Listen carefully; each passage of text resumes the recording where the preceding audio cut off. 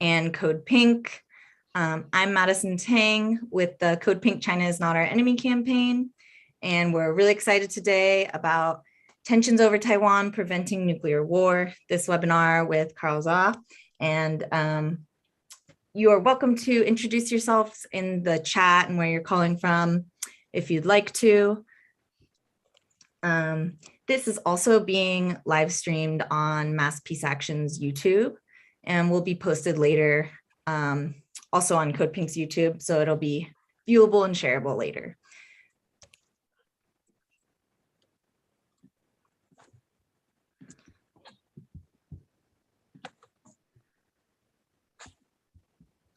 All right, so we will get started, and I just want to give a couple thank yous to folks at Mass Peace Action, Cole Harrison, Amar Ahmad, and Raishin Liu, who are helping us out to make this event possible. I also want to thank Jody Evans at CODEPINK for founding the China is Not Our Enemy campaign. And I want to thank co-sponsors that we have for this event. Thank you so much to Chow Collective. Please check out their research and their work. Veterans for Peace East Bay and Veterans for Peace, the China Working Group, who've been great partners to us in our coalition, working to end and dismantle US aggression towards China and promote peace between the nations. So check out those links in the chat for more from our co-sponsors and more ways to promote peace with China. So I'm just gonna go right into it, and I think we will have more opportunity to speak more about what we're doing with these campaigns to mobilize folks in the movement to create a peaceful Pacific from the west to the east. We'll be sharing some actions, including asking your senators to vote no on the NDAA, the Pentagon budget, which is record high. There's talks to increase it to 780 billion this year. And as well, we will also have an action that'll be shared related to this topic of Taiwan, calling for Representative Elaine Luria in Virginia to stop advocating for an expansion of President Biden's war powers over China and Taiwan. She recently wrote an op-ed calling for the Taiwan Invasion Prevention Act, which would expand Biden's authority to go to war without congressional approval. So let's get into some of the context around that very issue. I'm very excited to announce and introduce Carl Zha, who's a Chinese-American independent political analyst, and he is the creator and host of the podcast called Silk and Steel about China, the Silk Road, history, culture, and geopolitics. You can find Carl and Silk and Steel podcast on Twitter, YouTube, and Patreon. And we'll be linking to his podcast, Silk and Steel's recent series on the history of Taiwan. It's a very long and comprehensive series. So if you don't feel like we got deep enough into that tonight, it's a great place to go after this to seek more information so you can find out what your views are after having all the facts in front of you. That series is also with Zhang Yu, and just want to acknowledge that Zhang Yu is Taiwanese, so you can get into some opinions from someone who has, deep ties to the region of Taiwan. So thank you so much for being here today, Carl, with CODEPINK and Mass Peace Action. And Carl's gonna present for a little bit, and then afterwards we will go into some further questions. So if you have a specific question for Carl, we may have time for it. I'm gonna be asking questions first, and we'll see if we have time. Feel free to ask those though and engage in the chat. Thanks, Carl. Thank you, Madison, and thank you for the organizer of CODEPINK for inviting me to speak. I will share my screen now. I did prepare a slide for this. Can everybody see my screen? So this is, I'm first going to present a brief history of Taiwan, just to provide the historical context, hopefully with more nuance than the John Oliver piece. I have 60 slides, so I will go very quickly. So first, location of Taiwan. Taiwan is located about 100 miles off the coast of mainland China, southwest of Okinawa, north of the Philippines. Taiwan has been inhabited since Paleolithic age, and around 5,000 years ago, Austronesian farmers from mainland China start to arrive. And this is a possible migration route from where foxtail, millet, and rice cultivation happened in mainland China. These farmers made their way down the coast and they made it to Taiwan about 5,000 years ago. And from Taiwan, the Austronesian farmers brought their language and culture and spread it all throughout maritime Southeast Asia, as far as Polynesia, Hawaii, Eastern Island, New Zealand, and as far as Madagascar off the coast of Africa. Taiwanian historical records. During the Three Kingdoms period of China, the Wu Kingdom sent an expedition to a large island called Yizhou. Then early 7th century, the Sui dynasty sent an expedition to Luchu Island. Then in 1292, the Yuan dynasty sent an expedition to Luchu Island. So traditional interpretation is that Yizhou, Luchu all refer to Taiwan, although there's some disagree and think it actually refer to Okinawa. But by 9th century, the Han Chinese fishermen start to settle in Penghu Islands in the Taiwan Strait, very close to Taiwan.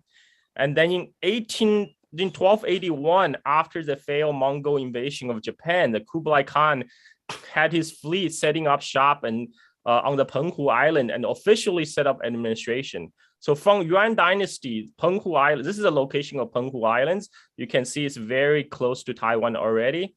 From Yuan Dynasty, Penghu Islands was officially listed as part of China. Then in 1620s, in the late Ming Dynasty, the Europeans start to show up.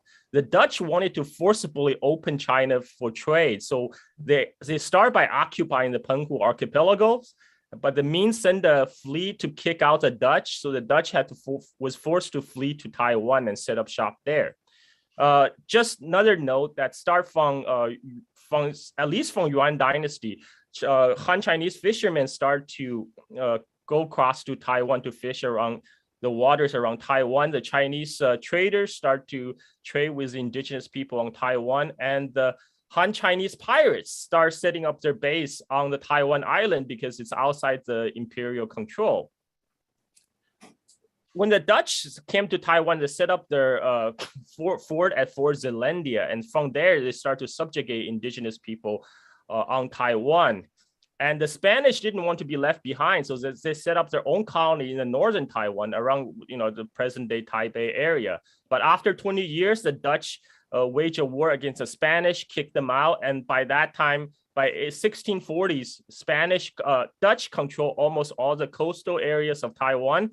But of course, that left the vast interior of Taiwan is still under the indigenous control. This is a painting of the Dutch Fort Zeelandia on Taiwan. This is it's built on a sandbar called Taiwan, and Taiwan is from the indigenous name given to the sandbar. But eventually, the name Taiwan will expand to include the whole island. So Taiwan is actually an indigenous name as opposed to Formosa, because Formosa was a Portuguese name given to the island in the 16th century. After the Dutch arrived, they set out to expand their colony. Because it was too expensive to bring European colonists to Taiwan, they settled on bringing mass migration of Han Chinese migrant farmer into Taiwan. This is an 18th century painting of a sugar plantation on Taiwan. In fact, the Dutch famously said, Taiwan is a land of milk and honey, and the Chinese are the worker bees. And in fact, the Dutch exploitation of these Chinese migrant labor was so harsh, it sparked several rebellions by the Chinese migrants on the island, and the Dutch brutally put them down with multiple massacres until this man showed up. And this is Ko Xinga, aka Zheng Chenggong. He's a son of a Chinese pirate and his Japanese wife.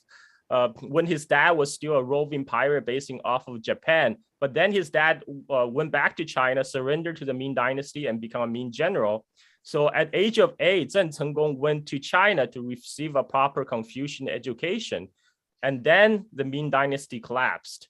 So in 1640s, the Manchus breached the Great Wall and start conquering all of China. Zheng Chenggong's father, a Ming commander, defected to the Qing government, but Zheng Chenggong decided to remain loyal to the Ming cause. And from his base along the Chinese coast, he launched his resistance against the Qing rule. At one point, he even sailed into the Yangtze River and almost took over the city of Nanjing. But eventually he was defeated, and he realized he needed a base a secure base against the Qing. So he's cast his eyes at the Dutch colony of Taiwan, where Dutch already brought over tens of thousands of Chinese migrants. And so in 1661, Zheng Chenggong brought over 25,000 troops with him and besieged the Dutch in Taiwan. This is after a year of siege, the Dutch surrendered to Koxinga. This is a Dutch painting of their surrender on Taiwan to the Ming loyalist general Koxinga. This is a modern Chinese painting of Dutch surrender on Taiwan. After taking over Taiwan, Zheng Chenggong wanted to move to the Philippines and kick the Spanish out of Manila, but he died that year. But before he died, he sent the order to execute one of his most capable generals, Silang. So Silang then escaped across the Taiwan Strait and surrendered to the Qing dynasty. After Zheng Chenggong died, his son Zhang Jin ruled the island for about 20 years. But after 20 years, the defector general Silang had his revenge. He led the Qing force across the Taiwan Strait and conquered Taiwan for the Qing dynasty. And that happened in 1682. And that's about 100 years before the founding of the United States. This is a map of Taiwan in the 19th century. So after the Qing dynasty took over, the Han settlement expanded on Taiwan, and they took over the fertile plains on the east coast of Taiwan. But on the west coast of Taiwan, the east part of Taiwan, the mountainous part, was still under the control of the indigenous people. In fact, under the Qing government, the Qing official pursue a segregationist policy because they don't want the mixing of the different ethnicities to cause ethnic conflict, and then they have to send in the military to put down rebellions. So on mainland China, that means the Han Chinese are forbidden to migrate into Mongolia, to Manchuria, to southern Xinjiang, where the Uyghur Muslims live.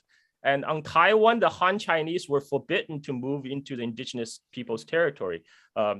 And this lasted until the end of Qing rule. There's a famous line called Tu Niu Xian, or Tu Niu line, that Qing government put in place that forbids the Han settlers from crossing. And then the Americans would show up in 1850s.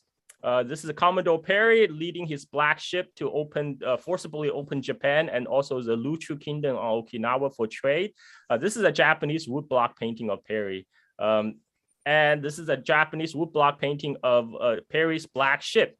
Perry actually stopped by Taiwan on his second trip, and he realized Taiwan's strategic importance as a midway transshipment point in the East Asian trade. So Perry sent a note he suggested to the United States government that U.S. should annex Taiwan. But his proposal was ignored because U.S. was busy with other things. A few years later, U.S. would be in a very bloody civil war.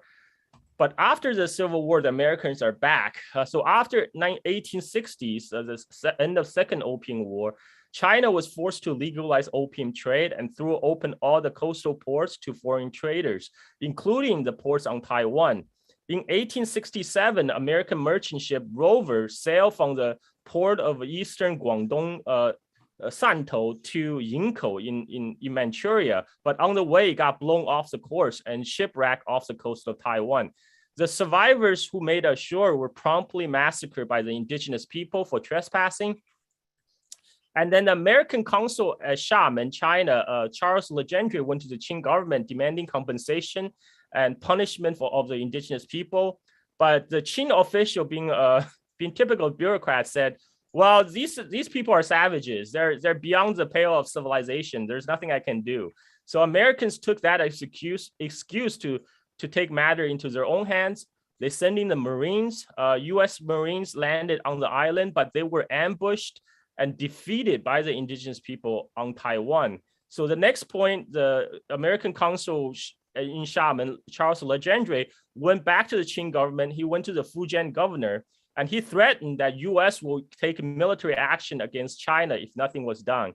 So he strung on the Qing governor to give him a battalion of Chinese soldiers.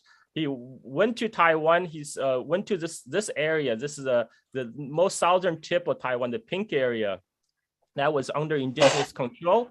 And he forced the indigenous chief to sign a treaty to put up a lighthouse and to agree that any Western sailors that come ashore waving a red flag as a sign of distress, indigenous people will promise not to massacre them. And to the east of Taiwan is Luchu island chain, or the traditionally Luchu kingdom with capital on Okinawa. This Luchu kingdom has been the tributary state to China since Ming Dynasty, but then the Satsuma clan of Japan subjugated Luchu kingdom because Japan was forbidden to trade with China directly. And by subjugating Luchu kingdom, they found a backdoor way to trade with China. So essentially, Luchu Island became dual vassal of China and Japan for a long time. But Japan, after 1860s Meiji Restoration, the Japanese centralized its government, abolished feudal domains, and they wanted to annex Luchu Kingdom outright. And they found their excuse in 1871 when Luchu sailors who were coming back from Okinawa after a trade mission to send the tribute to the Okinawa king, to the Luchu king. On the way back, they were blown off the course and shipwrecked in Taiwan at the same place where the American ship Rover shipwrecked several years before. The survivors again were massacred by the indigenous people. A few survivors escaped. They ran to the Qing authorities on Taiwan, and the Qing authority fed them, clothed them, and sent them back to Luchu Islands. And they thought the matter was closed, but Japan didn't think so, because Japan demanded that Qing pay compensation on the reason that Luchu Kingdom is now a protectorate under Japan. They demand the Qing government pay compensation and also punish the indigenous people who did the massacring. Again, the Qing official said, these are just savages. They're beyond the pale of civilization. Nothing I can do. And then the Japan used as excuse to launch its own invasion of Taiwan. This time, Japan was helped by the Americans who participated in the previous invasion of Taiwan. The former American consul to Xiamen, Charles Legendre, became advisor to the Japanese government. He plotted and planned the whole Japanese invasion of Taiwan.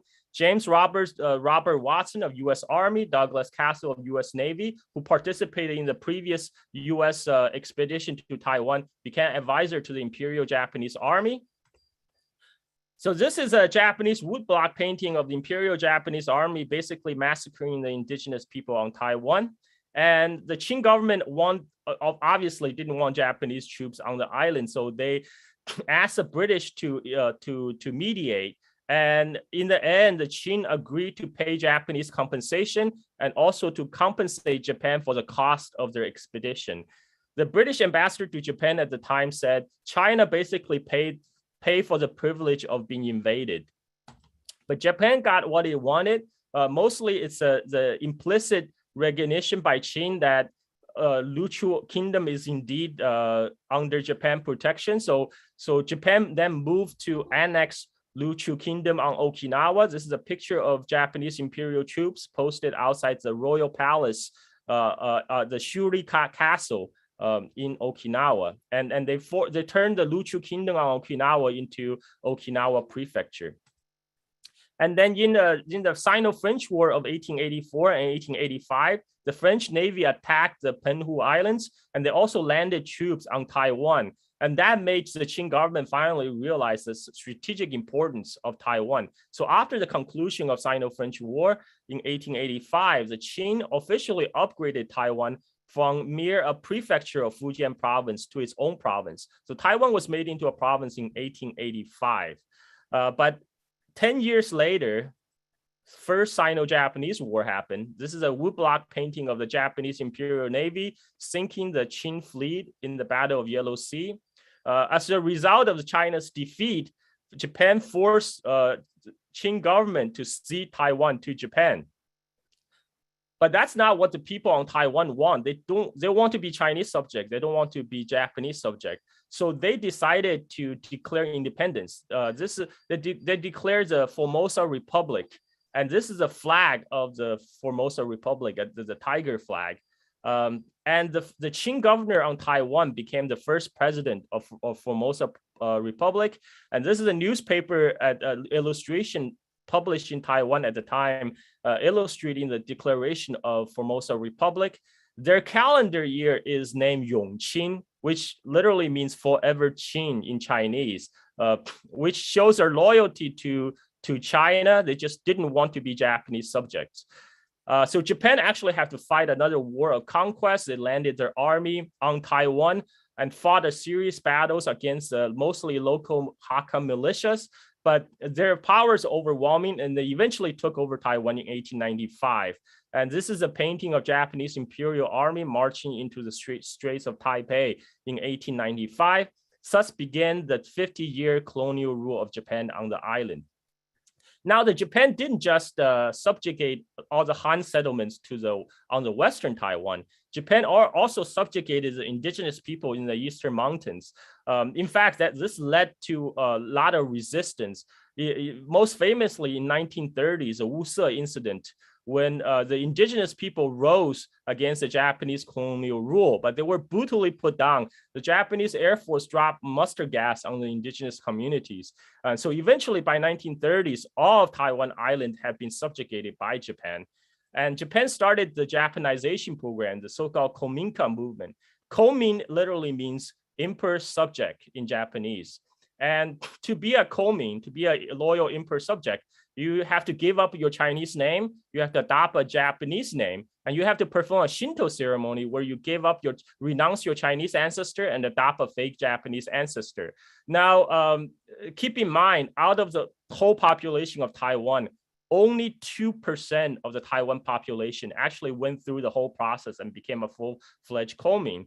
And these 2% are usually match the landed elite, the landlord class on Taiwan who collaborated with the Japanese. Among the Japanese collaborator family is that family of the former Taiwan leader Li Denghui. His brother volunteered for the Japanese Imperial Navy and died in the Battle of Manila against Americans. And he himself volunteered to be an anti-aircraft gunner for the Imperial Japanese Army in Taiwan, because by 1945, American Air Force started to bomb Japanese occupied Taiwan from air base on mainland China. And everyone on Taiwan also are forced to learn Japanese. And this ended in 1945 after the Japanese surrender. This is the day when Japan was restored back to China, according to the Cairo Potsdam Declaration. The KMT landed on Taiwan with American support. The problem is that KMT government at this time, it was incredibly corrupt, which actually the civil war will break out soon on mainland China. When the KMT landed, a lot of the assets on Taiwan are owned by the Japanese colonial authorities. So the KMT carpetbagger officials came in. They confiscated the Japanese colonial properties, but they turned them into their own personal assets. And because of the civil war breaking out mainland China, KMT increased taxation. The inflation was rampant. And so this created a lot of discontent on the Taiwan island itself. This all come ahead on February 28th, 1947, when a KMT tax collector beat up a 40-year-old woman for selling unlicensed cigarettes. And when the crowd protested, the KMT shoot into the crowd. And this sparked a general uprising on the island against the KMT rule. This famous painting was painted by a left-wing artist from my hometown of Chongqing on mainland China. And for this painting, he was arrested and executed in 1951 for spreading pro-communist propaganda. And this is a picture of the riot that ensued. There was a general uprising on the island. Then the founder of the Taiwan Communist Party, Xie Xuehong, led the only organized armed resistance against the KMT. She actually formed a guerrilla against the KMT, but the KMT shipped troops from mainland, and eventually the uprising was crushed, and Xie Xuehong had to flee to mainland China. This begins the what's known as a White Terror era in Taiwan. So anyone can be accused of being a communist sympathizer and be jailed and executed. This is a picture of two women who work at the Taiwan post office. They were accused on the trump-up charges of being communist spy. And one woman, Ding Yaotao, she was already pregnant at the time of her arrest. So her daughter was born and raised in prison. And 2 years later, both of these women were executed. And this was the environment in Taiwan at the time. And this was all fully supported by the United States, especially after the outbreak of Korean War. This is a picture of US Army officers training and equipping the KMT military on Taiwan. And of course, after 1949, KMT was fully defeated on Taiwan, and all the KMT troops came. The KMT was fully defeated on mainland China, and all the KMT troops now pouring to Taiwan with support of the Americans. And U.S. 7th Fleet, President Truman authorized 7th Fleet to sail into the Taiwan Strait to prevent the Chinese People's Liberation Army from crossing the Taiwan Strait, from liberating the Taiwan island.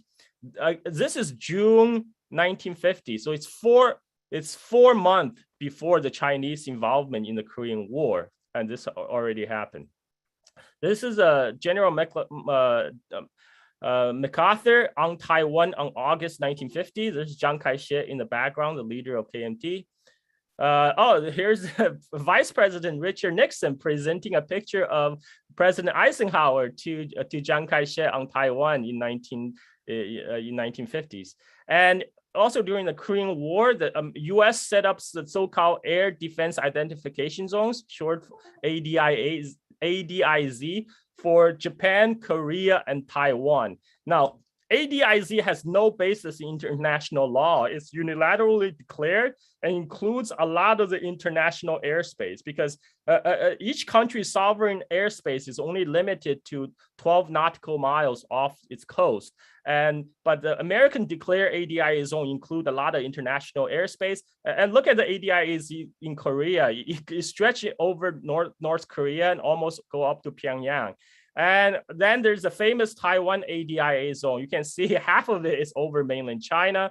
And the recent news you hear about Chinese incursion into the Taiwan airspace, this is what they're talking about. They're talking about Chinese aircraft flying over this American declared ADIZ zone. And I will talk about that later. And US also placed 12 Matador nuclear-capable missiles in Taiwan in 1957, and later deployed a nuclear weapon on Taiwan aimed at mainland China. And in 1958, during the Taiwan Strait crisis, when it looks like PRC was poised to take over these offshore islands that's still controlled by the KMT, US military suggested to use nuclear weapon against mainland China, because they realized there's no way to stop a conventional takeover of these islands. So they recommended using nuclear weapon against the airfields on China. If that doesn't stop the PRC, they recommended to launch nuclear weapon deep into mainland China. And they also realized, this is revealed in a recent Daniel Ellsberg leak. They also realized there's a possibility that Soviet Union might do a retaliation by striking Taiwan and Okinawa with nuclear weapons. But American planners decided that's the price they're willing to take. They're willing to save Taiwan, even if that means that Taiwan gets nuked. They're okay with that. Oh, look, it's the President Eisenhower visiting Taiwan with Chiang Kai-shek in 1960. American troop level in Taiwan rose to 30,000 during the Vietnam War. Now, this is an infamous Time Magazine Christmas in Vietnam special on the U.S. military R&R, aka sex tourism in East Asia, from the issue of December 22nd, 1967, featuring Taiwan.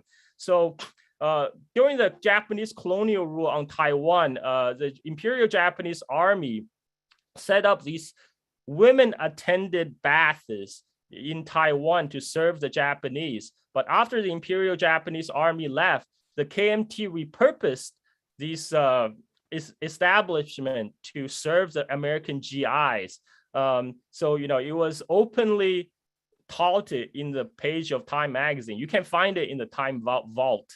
And this is a kind of the state of Taiwan was in. Now, the KMT misrule actually led to the sparked independence movement, because KMT precluded unification with mainland China with the help of US, killed off all the communists and leftist opposition.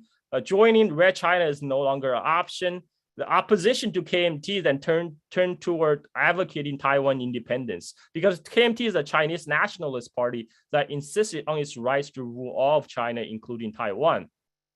And KMT mismanagement of the interethnic relations. Most people on pre-1945 Taiwan, I'm talking about the most Han Chinese people, originally came from the Fujian province across the strait, and they mostly speak Minnan language. The newcomer that came with KMT with a retreat from mainland, they came from all over China and speak different languages. And the KMT depended on the military that it brought over from mainland China for control. But because the KMT control every aspect of Taiwan society, and because KMT is essentially a mainlander party, so mainlanders occupy most of the leadership positions. And KMT also started to force to impose standard Mandarin language on Taiwan. Now, anybody who caught speaking standard Mandarin in Taiwan schools were beaten. Okay, I grew up in 1980s China in Chongqing. At the time, we speak standard Mandarin in class, but during the recession, we speak our own dialect. Nobody bothered us. But in Taiwan, it was different. In Taiwan, this was very, very coerced language program. So this all led to the resentment of so-called Bensenden, or the Taiwan provincials, against the KMT rule.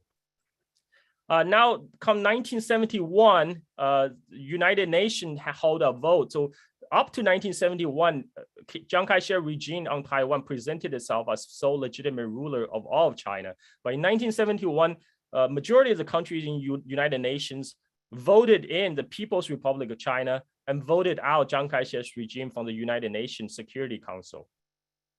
And the following year, Nixon visited China. And that's when US issues a joint Shanghai communique, which states the United States acknowledged that all Chinese on either side of the Taiwan Strait maintain there's but one China, and that Taiwan is a part of China. The United States government does not challenge this position, reaffirms the interest of the peaceful settlement of Taiwan question by the Chinese themselves. So this is important because back when it was issued, most of the people on Taiwan still identify as Chinese, right? So it says all Chinese on the either side of Taiwan Strait. In response, as the U.S. normalized its ties with China, U.S. Congress put forth the Taiwan Relation Act because, for a long time, U.S. Congress had this so-called China lobby, which backed the Chiang Kai-shek regime, including the owner of Time Life media empire, Henry Luce. So these congressmen put up the Taiwan Relation Act, which U.S. is supposed to assist Taiwan in maintaining its self-defense capability in effort of deter future of Taiwan by other than peaceful means. Any effort of determining future Taiwan other than peaceful means would be of great concern to the United States. So this Taiwan Relation Act actually does not oblige U.S. to the defense of Taiwan. It just says U.S. should help Taiwan with self-defense. What this actually translated to in reality is every year, U.S. sell all these outdated, expensive weapons to Taiwan. That basically helps to feed the military-industrial complex back home. Then Taiwan enters the Zhang Jin Guo era after the death of Chiang Kai-shek in 1975. Now, Zhang Jin Guo is a more enlightened dictator compared to his dad. He was sent to study in Soviet Union in 1920s, and that's where he met and married his wife. In fact, when he was studying in Moscow, he met Deng Xiaoping, and two became close friends. When KMT came to Taiwan, they started land reform, which they couldn't do in mainland China because back in mainland China, KMT's support base is a landlord class. But on Taiwan, the KMT support base is the KMT army, and they're not obligated to the Taiwan land owning class. So they actually carry out land reform. And under Zhang Jin Guo's rule, Taiwan started to take off economically. And toward the end of his rule in 1987, Zhang Jin Guo finally end the martial law, ending the White Terror era of Taiwan. So before 1987, it's illegal to form any political party on Taiwan. Only legal political party is a KMT. So that was ended in 1987, and all the censorship were relaxed. But Zhang Jin Guo died the following year in 1988, and that paved way for the Taiwan democratization process. Now, Zhang Jin Guo also recognized that there's no hope for KMT to take back mainland China, that in order to stay in Taiwan long term, he need to incorporate the locals, the Taiwan locals into his administration. So he promoted a whole bunch of Taiwan locals into the KMT ranks. And one of them is his successor, Li Denghui. And so both Li Denghui and the current Taiwan leader, Tsai Ing-wen, were the Taiwan locals who joined the KMT administration. And under Li Denghui, finally, an election was held in 1996. Now, keep in mind, the democratization of Taiwan almost happened simultaneously with the democratization process happening in South Korea, and both being basically US-backed right-wing military dictatorship. There's a reason for that, because in the late 80s, early 90s, that's the winding down of the Cold War. US can no longer justify supporting right-wing dictatorship. Well, and not with a straight face. US still do that, but it's increasingly harder to justify. So the democratization process on Taiwan and South Korea actually confer an extra level of legitimacy to the continued support of U.S. to these governments. And next thing, in 1992, the representative from mainland China and Taiwan actually met in Hong Kong, and this became the basis of what's so-called 92 consensus. So 92 consensus says there's only one China. But from Taiwan side, they take it to mean there's one China, but different interpretations. Whether that China is People's Republic of China or Republic of China, that is open to interpretation. On the mainland side, their interpretation is there's only one China. And in fact, the Xi Jinping and Ma Ying-jeou met in Singapore in 2015, and Xi Jinping has stated publicly, as long as 1992 consensus and its core values are acknowledged, we stand ready to have contact. Even in 2015, Taiwan leader Ma Ying-jeou still affirmed the adherence to 1992 consensus, which is there's only one China.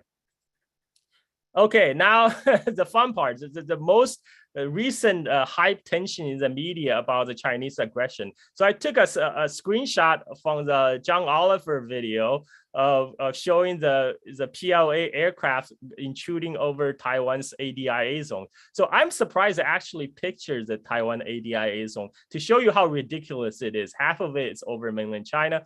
And the second of all, they actually mapped out the PLA aircraft flight path. This is pink line right here. As you can see, it's as far as Taiwan Island itself as possible. I mean, you argue this is still closer to mainland Chinese coast than it's to Taiwan.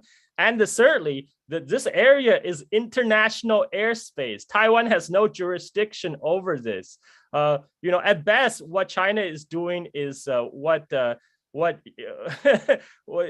the equivalent of U.S. Freedom of Navigation Patrol. This would be the Chinese equivalent of the freedom of flight freedom. Sorry, too much acronym. I actually saw. I followed the Twitter of Taiwan Defense Ministry. They actually tweeted out, on daily basis of flight paths of PLA aircraft. So this happened on November 17th. So yeah, either yesterday or a couple of days ago, depending on your time zone. And you can see this is the actual flight paths of the PLA aircraft. This little red arrow right here, it's so far from Taiwan. I mean, so why? And Xi Jinping gave a speech recently during the 100-year anniversary of 1911 the Chinese Revolution. He actually said, okay, so I went to YouTube and I took the Guardian. I went to the Guardian channel to take the Guardian translation, because you guys are not going to believe me if I take the Chinese state media version. So according to the Guardian translation of the Xi Jinping speech, you can still find it on YouTube. Just type Xi Jinping Taiwan speech. And Xi Jinping said this: reunification through a peaceful manner is the most in line with the overall interest of the Chinese nation, including Taiwan compatriots. And of course, this got spin in the Western media to Xi Jinping reiterate the pledge to swallow up Taiwan. So why hype up the tensions? Well, on the side of Taiwan, for the Taiwan politicians, the fear mongering actually win votes. The current Taiwan leader Tsai Ing-wen's approval rating was in the single digits before her last re-election. The fear mongering about the PRC during the Hong Kong protests actually helped her to win the election. So any hyping the cross the strait tensions will help her party to win elections. This is if anybody still pretend Taiwan is not an appendage of the U.S. empire, here's the Tsai Ing-wen's congratulation tweet to Donald Trump on his presidency. Democracy is what ties Taiwan and U.S. together. Look forward to advance our friendship and partnership. Congratulations, Donald Trump. And then in 2020, during our latest election, there was a widespread panic in Taiwan because a lot of these separatists, they were so pro-Trump. They went all in on Trump. There was a panic among the pro-Trump citizens when Trump lost the election on Taiwan. This is an article from Newsweek on November. Taiwan president urged calm as pro-Trump citizen panic amid Biden vote surges. So yeah, okay. Now, why the reason for U.S. to hype up tension? The U.S. national security establishment, U.S.-China tension is used for justify near $1 trillion defense budget. I know we're not exactly $1 trillion yet, but it's their goal to get there. We get this ridiculous headline like the Coast Guard is vital to defend Taiwan against China. They're not talking about Taiwan Coast Guard. They're talking about U.S. Coast Guard. Okay, so the grift is so ridiculous that it's so transparent. And again, U.S. spent $13 billion to build the USS Ford aircraft carrier, and U.S. is planned. Sorry, I used my own tweet. U.S. is planning to build 10 of these, right? And what healthcare? They don't care about healthcare. Okay, so this wraps up my talk. I tried to make it brief to leave time for a question maybe from Madison, so we can make it more interactive. And thank you for allowing me time for do this presentation.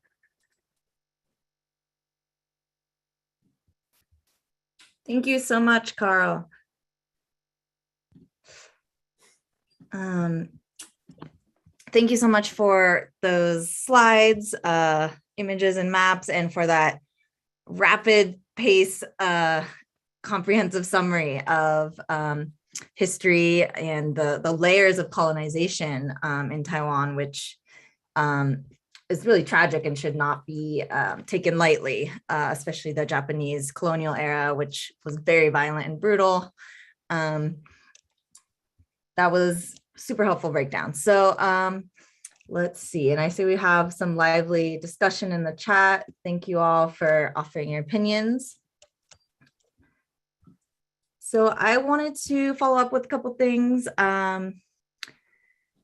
You talk about, let's see. So you mentioned John Oliver. And so for folks who aren't aware, there's a recent segment that John Oliver decided to do on Taiwan, on the issue of Taiwan and the status and recognition of Taiwan as a nation or not, which he acknowledges that the UN and the WHO don't generally acknowledge Taiwan as a nation, even in the segment. But it was a big deal that he addressed it. And so kind of following everything you talked about, why do you think there is this sudden intense fixation on Taiwan, especially from the West, especially from the US State Department and mainstream media right now?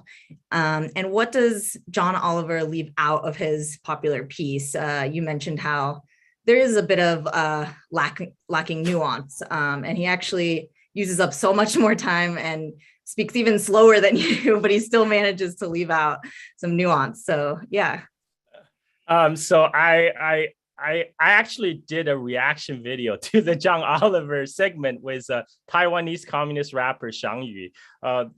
Zhang Yu actually dug out the people who actually did the research for John Oliver's piece, and they're like your think tankers. One of them, Jessica Zhuang, works for the Project 2049, which is an American U.S. neocon think tank. One of them, James Lee, I think he is literally on the payroll of the Taiwan government, and so this is like who, I mean, and the whole bunch of NED adjacent organizations.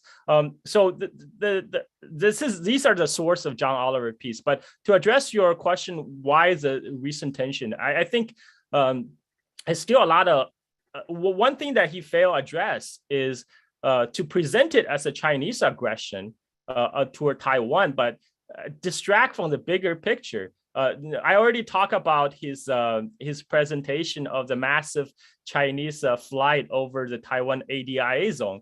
What gets to mention is that was a response to the to the U.S. 7th Fleet with a combined fleet of Japan, Australia, UK.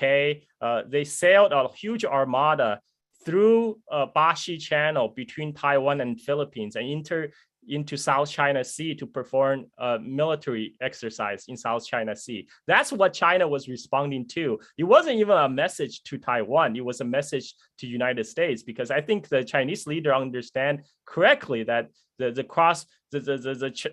cross-strait relation is really between U.S. is really a matter of U.S.-China relations. And at this point, people say, oh, what about Taiwan? Unfortunately, right now Taiwan don't have too much to say, because all we hear is the side we hear from the U.S. State Department or the press release from the Pentagon, and for them it's useful to present this as U.S. is defending the freedom of Taiwan people from the Chinese communists, like they have been saying since 1950s. But what we all know, U.S. don't really care about human rights of people in other countries. What we do know is that U.S. finds this as a wedge point to increase the U.S.-China tensions, to continually funneling increasing funds into the U.S. military industrial complex. U.S. Navy wants to have a 355 warship Navy. I think right now they're up to 300. They still want to build 55 more warships. These are the things that for them to justify the budget increase. So this is why we cannot have healthcare or better infrastructure in this country, because we need to spend all these gazillions of dollars to quote unquote defending Taiwan. I hope that answers your question. Yeah, thank you. Thank you very much. Yeah, and in terms of, the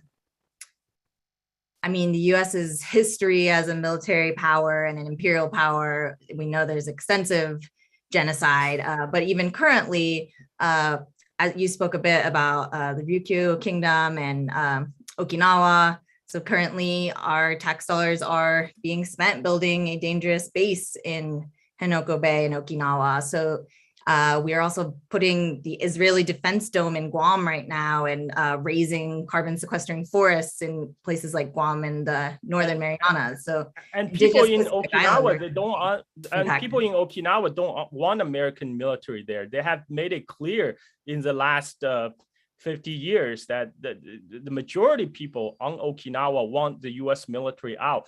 So all these pretensions, we are there to protect our Asian allies because our Asian allies want us there. This is a lie. Okinawan people don't want U.S. military on the island. Now, some people say, oh, but Japan want the U.S. there. Well, that's because Japan kind of treat the people of Okinawa as second-class citizens, and they didn't want the U.S. military base on their Japanese main island, so they stick the U.S. Marine base on Okinawa. And as I mentioned a little bit about the history of Okinawa, it used to be its own independent kingdom, and it has never been treated by a government of Japan as an equal part of their territory. So yeah. Right, and we have Colonel Ann Wright was here. She's one of our partners and volunteers, and she also mentioned Jeju Island and similar history of anti-communist exterminations and such. Yeah, thank you. And also the framing of China as uniquely aggressive or more aggressive than the US, when the US is across the world with warships doing joint exercises daily. And if you want like simple evidence of this as a US citizen, go ahead and check on the websites or the social media of any of our Indo-Pacific Command, our Navy, our Air Force, our military, our Marines. And they're just bragging about these joint force exercises they're doing, including within past imperial nations like Japan, the UK, Canada, and using the hashtags like lethality and joint force lethality. So this is happening, and the aggression is being led by the US. Yeah, I asked my friends who live in Taiwan. They said, oh, everything is normal. Life goes on, whereas in US, when all our information comes from these propaganda mainstream media channel, everybody thinks China is launching imminent invasion of Taiwan. That is not happening. Okay. For those of you who want to see that, I'm sorry.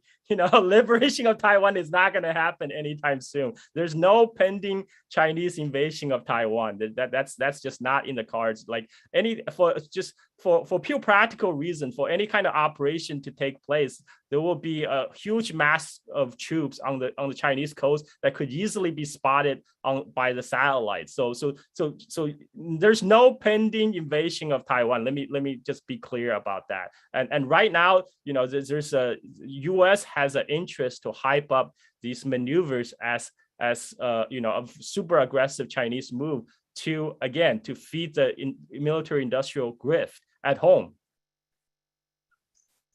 And the fixation in the media and government here in the US, in the West, it also aligns with the US military leaving Afghanistan and having less of a foothold on that border of China to, quote, contain China. So the timeliness of this fixation is also important to consider. Is there any peace movement on the ground that you know of in Taiwan? Is there any domestic dissent or opposition to Taiwan's mass spending on US weapons? Recently, there was a $750 million arms sale that we uplifted, educated on, and tried to oppose at CODEPINK, howitzers and pretty sophisticated equipment, actually, that goes in opposition to the three communiques agreement to not sell sophisticated weapons. Also, just generally Taiwan's increasing reliance on US military involvement and US troops being on Taiwanese soil.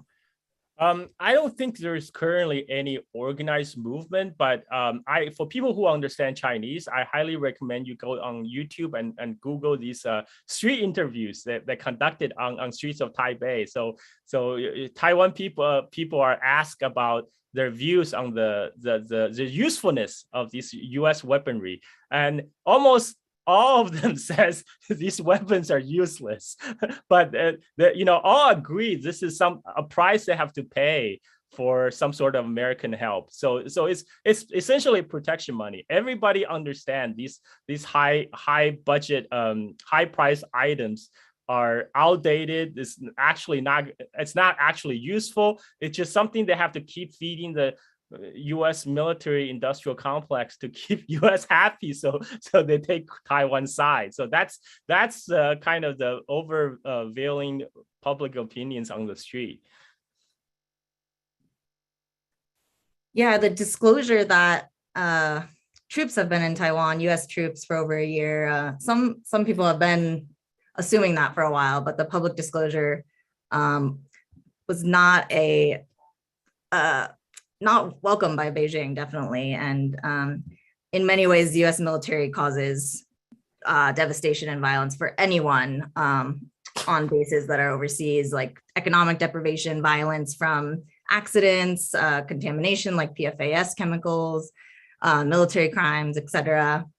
I also want to bring up, you talked about indigeneity in Taiwan, and we hear a lot of misconceptions, misinterpretations. We hear different narratives. It can be pretty confusing for just the average Western citizen trying to support the right thing. Can you speak to how these misconceptions or misunderstandings become entrenched, where that begins, particularly in the present day? And are there any parallels to how revisionist history gets taught elsewhere, like in the US? The main backers of Taiwan separatist movement are not the Taiwan indigenous people. Let me put it that out there. They are the Han Chinese on Taiwan, which now consists of almost 98% of the Taiwan population. The 2% of the indigenous people on Taiwan has traditionally been marginalized, and that has been the case. And there's no when you hear media talking about native Taiwanese depending independence, they're not talking about indigenous Taiwan people demanding their island back. They're talking about the Han Chinese people on Taiwan who came to Taiwan, whose ancestor came to Taiwan before 1945. That's so there is a difference there. And it's so yeah. In fact, I didn't want to go too much into detail about Taiwan domestic politics because I don't know how much of the interest is to the American audience, but I did cover that extensively with my talk with Zhang Yu on my podcast, the Taiwan History Series. So right now, Taiwan has two parties, just like US, like two-party system. Taiwan has DPP and the KMT. The KMT still nominally pay lip service to like one China principle, and whereas DPP is normally seen as a pro-independence party. Now, the indigenous people on Taiwan vote overwhelmingly for KMT, and why? I think one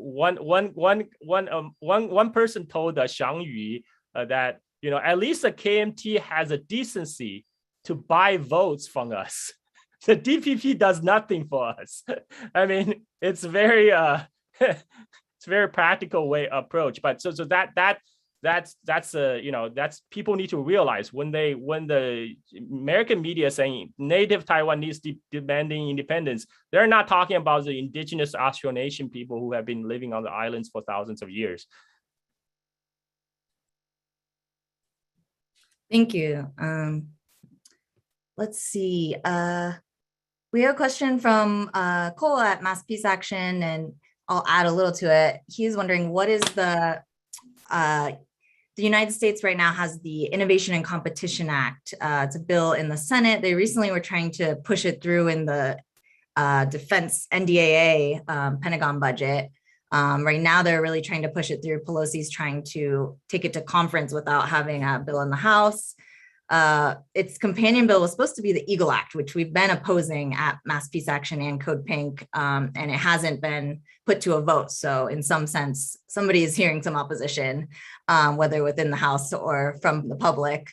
But the bill has to do with many things. It's huge. But one thing I want to point out to specify, it has military funding for the Asia Pacific. It has provisions for more joint force exercises with the US allies like the Quad. It has anti-China propaganda, mass funding, like 500 million for Radio Free Asia, outlets like that, the US Global Agency for Media, has McCarthyist provisions about surveilling Chinese students and researchers. And then it has a lot of funding for science and research, including microchips. So there's the Taiwan connection. Can you talk a little about that?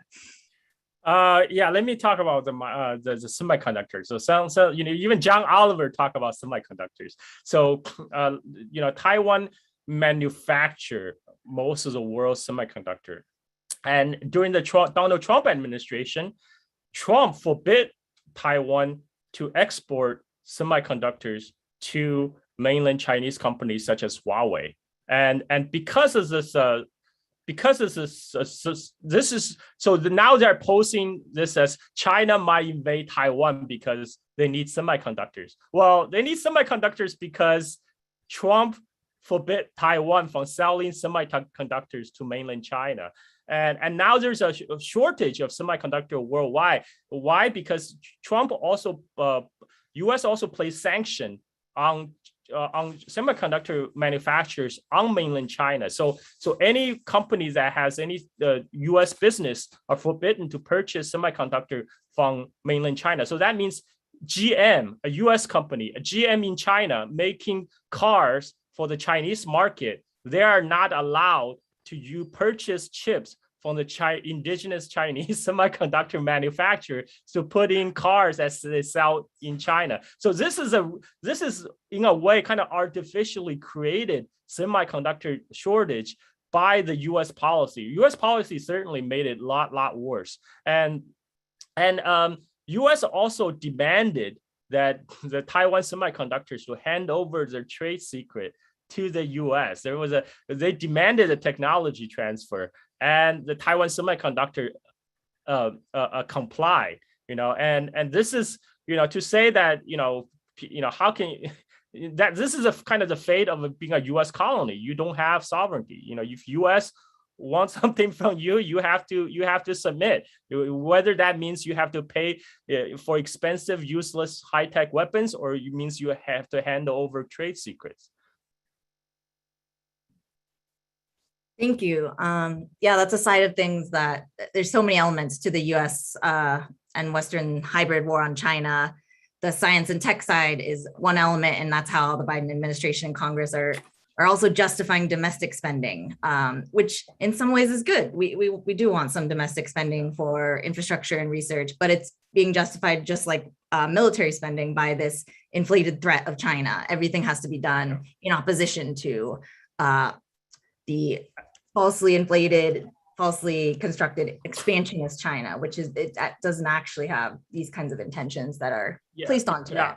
I included in my slides the meetings between the mainland and Taiwan representatives for talks is because there has always been talks between the two sides, and there's an ongoing conversation, but U.S. is inserting itself into this conversation between the two sides of the Taiwan Strait, and why is a U.S. business like I just saw a ridiculous article today. Someone say, "Oh, Taiwan is not ready to defend itself. We're so frustrated. Why Taiwan is not spending more money on its military? Why they're not?" It's so frustrating for U.S. that Taiwan is not ready to defend itself. It's like, it's none of U.S. business. I mean, like, are you really proposing we're going to have to defend Taiwan to the last Americans, to the last drop of Americans? I mean, that's just a ridiculous proposition.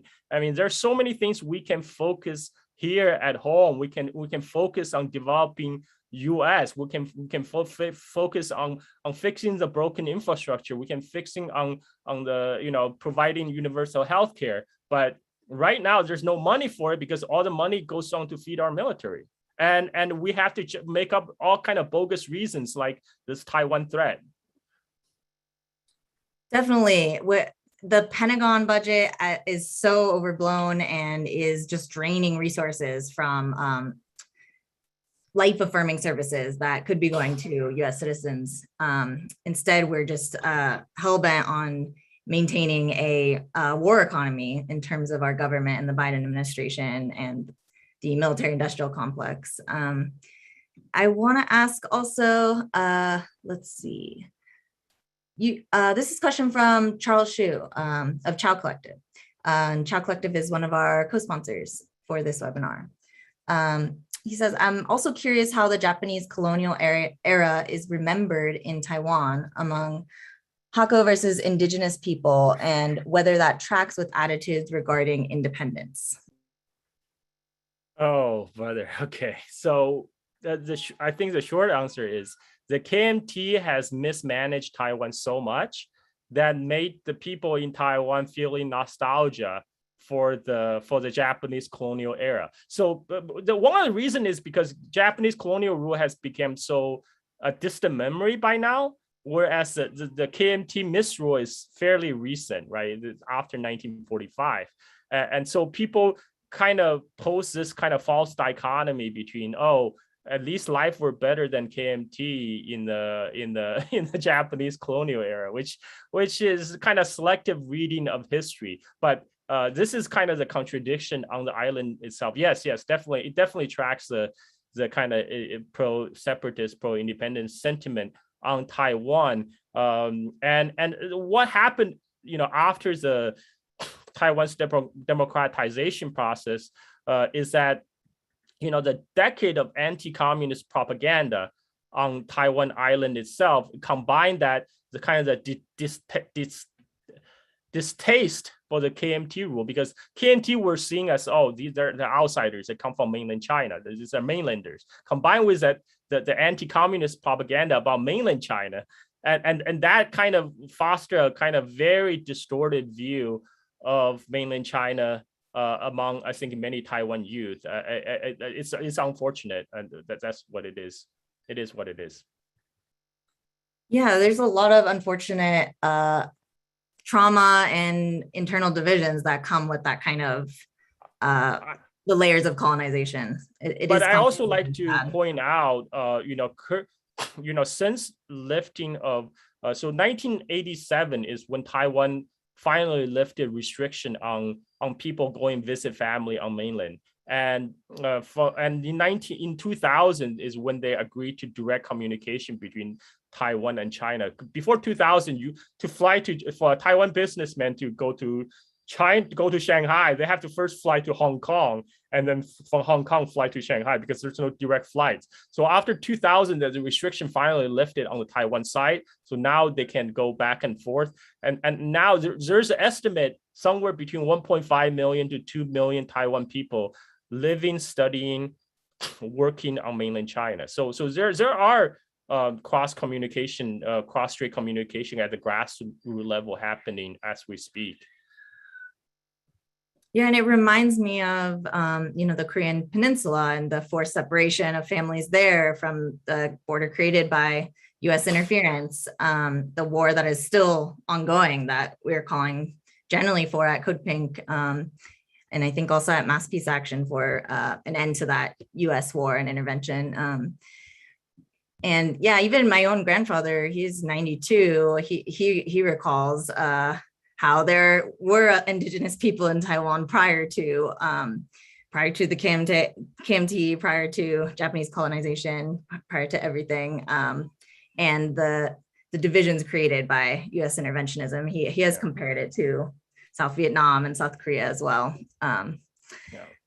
Let's see. I think we'll just do one more question. I know we're over the hour, but I wanted to leave some room for audience questions.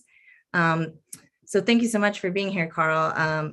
My last question is just opening it up to what possibilities do you see for regional stability, mutual cooperation, and what globally we refer in the international community and such as maintaining the status quo, including strategic ambiguity that's kept peace in the region between the US and China and the island of Taiwan. And including nuclear disarmament, because we know that the US is one of the only powers to have threatened, well, it's the only power to have dropped an atomic bomb on Japan, and it almost had a nuclear airstrike on China during the Taiwan Strait crisis. So what possibilities do you see for maintaining a mutual trust and cooperation? Yeah, US only pulled out its nuclear weapon out of Taiwan in 1974. And right now, I think it's my hope, more a kind of wish that China-Taiwan relation can maybe at least go back to like 2010s level when things are less heated. And keep in mind that from the PRC side, the PRC rhetoric has been pretty consistent over the years. They want peaceful reunification. So I don't think there's any impending invasion of Taiwan by the PLA anytime soon. I think the mainland China is fine with the status quo unless they move, separatists on the island to move to declare formal independence. And I don't think the government on Taiwan will do that either, because the DPP has been in power several times on Taiwan. They never moved toward actually go ahead and declare independence as is their party platform, because they correctly understand, just as like Chinese US military understand, that's while it's useful to manufacturing tension, for their own political gain, but it's no fun when if actually everything, the false of cards falling down. So that's why Tsai Ing-wen, the current leader, said, "Oh, we don't need to declare independence because we're already independent." So she is kind of backpedaling in that regard. So I don't think there will be a war in Taiwan, but I do wish for increased economic engagement, at least economic engagement. I think everybody can agree on, because right now, I think 40% of the Taiwan economy is depending on trade with the mainland China. So the two sides are already economically very much integrated. But you just need to get U.S. out of the picture. The U.S. ban on the semiconductor export from Taiwan to mainland, that's totally ridiculous. It's like, why does U.S. get to dictate what does Taiwanese company do to sell to customers on mainland? That's crazy. But that's what U.S. do, because U.S. is a world hegemon. I think there will be a lot more room for cooperation between the two sides if the U.S. stopped encouraging certain elements on Taiwan for stirring up tensions. Because let's face it, Taiwan is still very much a client state of United States. I mean, government on Taiwan won't do anything without explicit approval and backing of United States government. So again, it goes back to U.S. So I see some encouraging signs, because the recent Xi-Biden summit, where Biden again reiterate the U.S. will abide by the one China policy, and U.S. will not support Taiwan independence. I see that as a positive sign, because Biden has said that let's make sure our competition not veer into conflict. It's actually interesting to contrast the opening speech given by Xi and Biden, because Xi actually said, both American and Chinese people want us to work together in friendship and cooperation. What Biden actually said was, we need to make sure our competition does not veer into conflict, just straight and fair competition. So he's still stressing the competition part. And I think Biden is speaking to his domestic audience. He doesn't want people to label him as a panda hugger or Beijing Biden. And and at the same time, he did recognize we need to cool off the tensions. We need to cool off the rhetoric, so it doesn't actually go into a hot war, which benefits nobody. But again, I don't think the U.S. Deep state is going to give up on the competition aspect, because that's what will continue to provide the $1 trillion grift for the military, for the intelligence services, for all the arms manufacturers. So it's unfortunate, but I think for the left-wing people, for the people leaning on the left on the U.S., we should focus on what we can focus is on anti-imperialism. We should be anti-interventionism. U.S. has no business to interfere in the affairs of other countries. Nobody elected us to do it. Nobody elected Biden to, nobody on mainland China or nobody on Taiwan elected Biden, right? I mean, so what does U.S. have the right to speak for the people outside of its borders? And there's plenty of problems in U.S. and we need our energy to focus on, building a better, more just society here at home. And I think that's like a baseline we can all agree on, and then build the common alliance.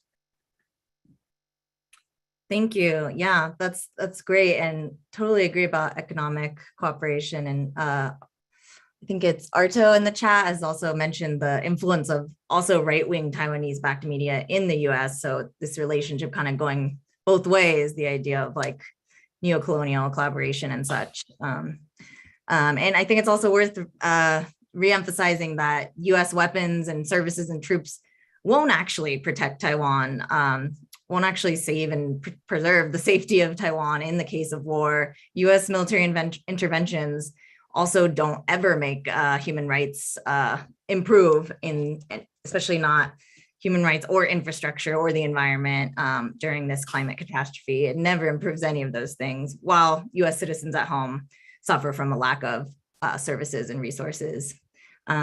Thanks again, Carl, and thanks to Mass Peace Action and our co-sponsors. Please check out Carl's extensive podcast, which is on YouTube, on the history of Taiwan. And please follow Mass Peace Action and the CODEPINK China is Not Our Enemy campaign as we build the movement to counter and dismantle US aggression and the US hybrid war on China, to promote a future for people, peace, the planet, and for everyone in the future. Yeah. Thank you so much, everyone. Thank you, Madison.